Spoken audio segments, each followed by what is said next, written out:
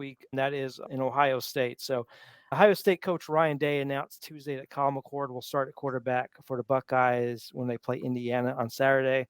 Though he did mention that Devin Brown, the other quarterback in contention, will also play. So that's always kind of weird when you have two quarterbacks playing, but we'll see if that actually happens or not. What you need to know is that McCord in his third year has started one game, and that was in 2021 against Akron in place of injured CJ Stroud. In that game, he went 13 of 18 for 319 yards, 2 touchdowns, 1 interception, but that was his only start. And then Devin Brown, both he and McCord are both top 50 recruits. Very similar as far as where they were ranked. Devin Brown is more of I would say, athletic running quarterback that can also pass, where I think Kyle McCord is going to be more like CJ Stroud, who doesn't run a lot. I will say my thought going in, I thought they were going to name Devin Brown the starter because I felt like they needed more of the quarterback run in their game to open up the offense a little more. Because we looked at last year, teams were beating them because CJ Stroud just wasn't running. Even if it was open, he would just try to throw it. And I felt like that hurt them as far as their offense. I think in this day and age, you got to have a quarterback that can run to be hyper successful, but that they did not go that route. But we'll see if that actually, who plays when they actually go to Notre Dame in week 4. Will it be Devin Brown? Will it be Kyle McCord? So, Jordan, what are your thoughts here? Do you think that did Ohio State make the right choice, or is kind of more of wait to see what the first couple games look like? I think for them, they have an easy, not super easy, but they kind of got one of the lesser teams in the Big Ten to start the season.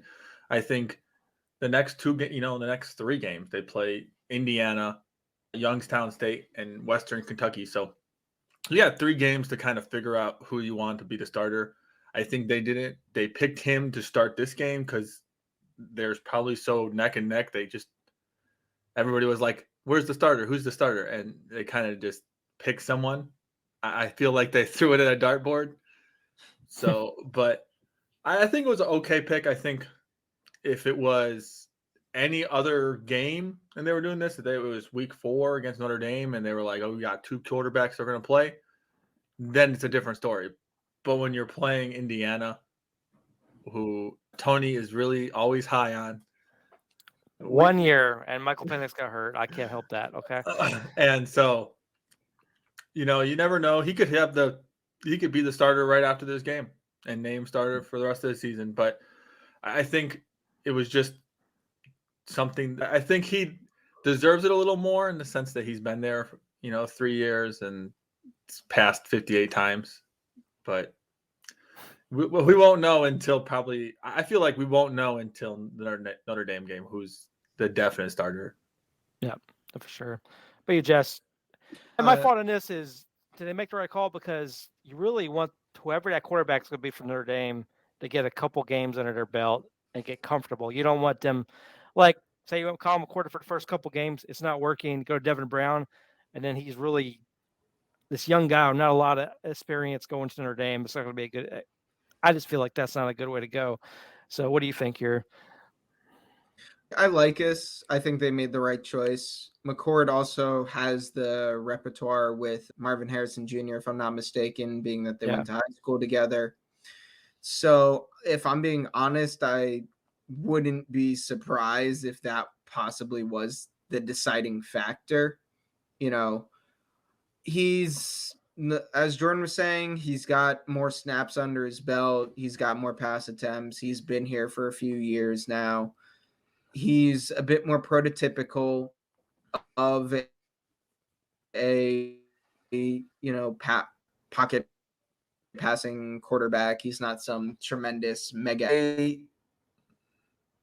If this was the right choice, I think is going to be determined by how he does against Notre Dame. I mean, Ohio State has enough talent that even if he isn't some phenomenal guy, some phenomenal quarterback, that they should still win each of their first 3 games, and then they're going to get to Notre Dame, and that's where things are really going to be put on display. McCord, do you have what it takes? So I like the pick. I think it was the right pick, but there's really no telling until you get to Notre Dame.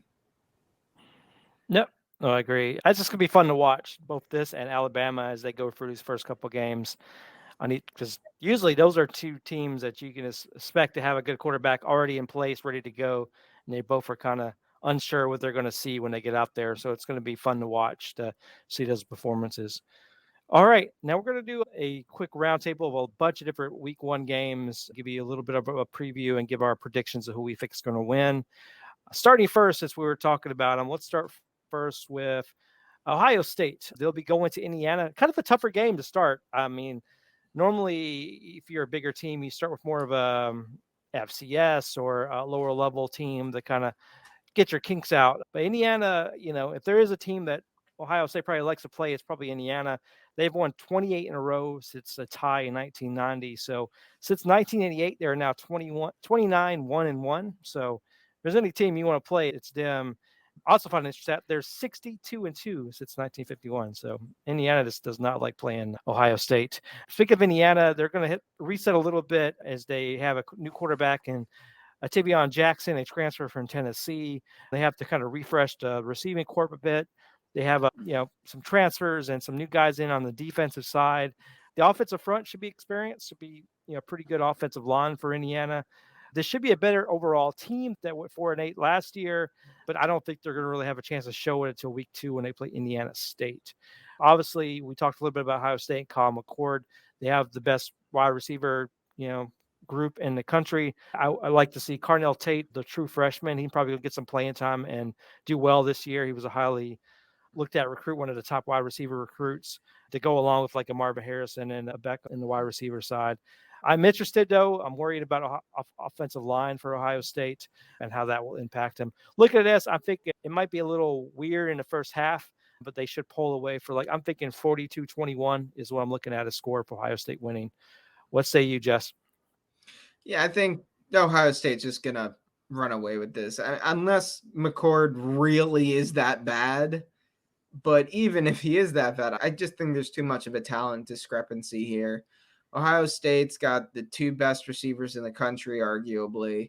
They've still got plenty of talent on that offensive line. They've got some solid pieces on defense. They got NFL guys all over their roster. It's week 1. Ohio State's going to do what they're going to do. I don't think it's going to be some 52 or 56-3 kind of win, but I wouldn't be surprised if it was 42-14. All right, Jordan, what do you say? I think Ohio State's going to win this game, but I'm with you, Tony. I think it's going to be weird. It's going to be a weird first half. I think we don't really know what we're going to get from Ohio State when Kyle McCord, but we also don't really know what we're going to get from Indiana and Tavion Jackson. I mean, he threw 4 passes in 2022, and so he doesn't have that much under his belt either. But he could be amazing and carry this Indiana offense really well. And I think it might be different, but I definitely think it's going to probably be a little closer than people are going to think.